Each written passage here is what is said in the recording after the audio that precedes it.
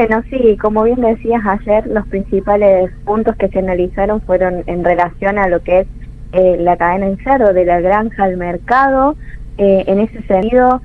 hay varios aspectos destacables de lo que es el sector porcino. Por un lado, el gran incremento en la producción que hubo en los últimos años y el mercado que ha ganado esta producción de carne. Y bueno, hay un punto importante que es su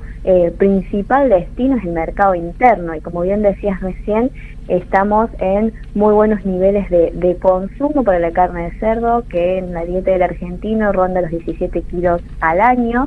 Y bueno, ahí este sendero de oportunidades también que se abre a futuro para el sector porcino, ¿no? De crecimientos de producción, de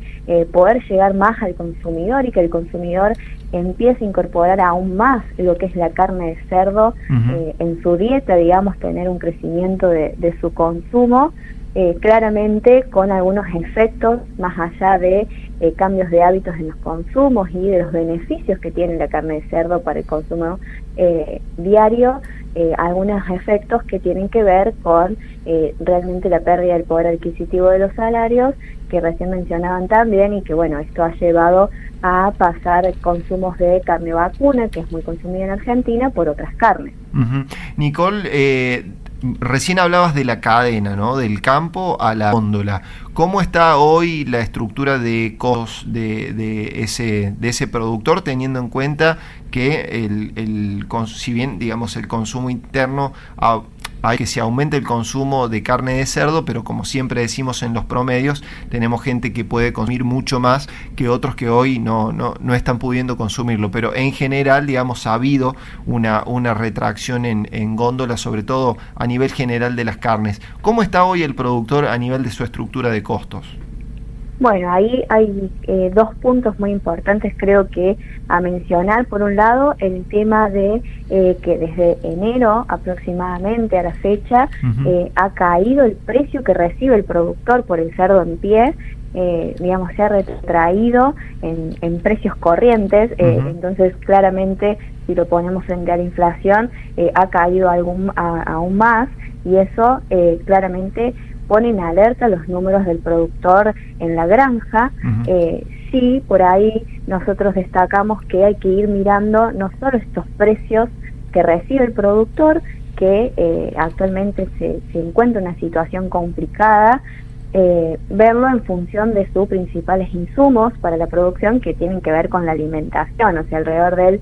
65-75% de los costos de producción de la carne de cerdo en la granja tienen que ver con el alimento, que está muy atado al precio de los granos, maíz y soja, y en ese sentido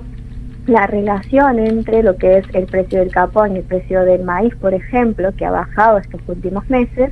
se ha mantenido medianamente estable en función, por ejemplo, si lo comparamos con el año pasado. En ese sentido, es un punto que siempre decimos el productor tiene que estar mirando, de que si bien está bajando el precio que él recibe por los animales, también está bajando un poco el precio de su principal insumo, pero acá siempre haciendo un paréntesis que estamos en un contexto en donde hay muchos otros costos, energía, gas, transporte, mano de obra, cuestiones de sanidad, que en este último año han aumentado considerablemente. Creo que ahí hay un punto muy importante a destacar, que es la disparidad de precios que se presentan, digamos, en los productos para el consumidor. Y bueno, esto que bien mencionabas, que si te pongo un ejemplo, de noviembre a diciembre del año pasado y digamos de diciembre, en esa época el precio de la carne de cerdo venía en aumento para el consumidor, y también alcanzó un pico en enero, y claramente con un bolsillo muy debilitado, que si por ponerlo en perspectiva, desde diciembre del 2022 a la actualidad, el bolsillo del salario perdió un 22% de capacidad de compra, o sea, perdió frente a la inflación. Con estos precios que venían en aumento, por ejemplo, de cortes como el pechito de cerdo, realmente como el consumidor tenía un poder adquisitivo muy debilitado, el consumo empezó a bajar, y bueno, estos precios, digamos, al caer la demanda, estos precios de la carne de cerdo en el consumidor vienen mostrando febrero, marzo y también estos días que van de abril una caída en su precio, ¿no? Para repuntar un poco el consumo y también mantener cierta diferencia con lo que es la carne de vacuna, que es su principal sustituto, y ahí es cuando el consumidor se turna, digamos, para elegir en esta situación tan complicada de los salarios. Finalmente dio un 11% la variación mensual para el mes de marzo, pero claramente si uno mira el interanual ya estamos en un 288%, sí, sí. Asusta, es tremendo. Sí, sí. En ese punto los salarios no fueron en ese sentido, hay una gran pérdida del poder adquisitivo, lo hemos visto estos meses con una gran caída del consumo en todos los rubros. Y bueno, si miramos un poco hacia adentro, claramente hay una variación muy importante en rubros como la educación, porque empezaron las clases, se ajustaron las cuotas, en cuestiones como la comunicación, también aumentó 16% aproximadamente, y en ese sentido, acá un punto importante a destacar es que este 11% no está absorbiendo los, el aumento de tarifas de regulados que se pospuso para este mes de abril, así que en alguna instancia se esperaba un porcentaje un poco mayor, que finalmente no se dio, también en parte por estas tarifas que se han pospuesto, digamos, a ser actualizadas para este mes, pero bueno, claramente creo que si bien vamos a un sendero de lograr un dígito de inflación hacia mitad de año... ¿Estás viendo eso, que se va a ir desacelerando cada vez más?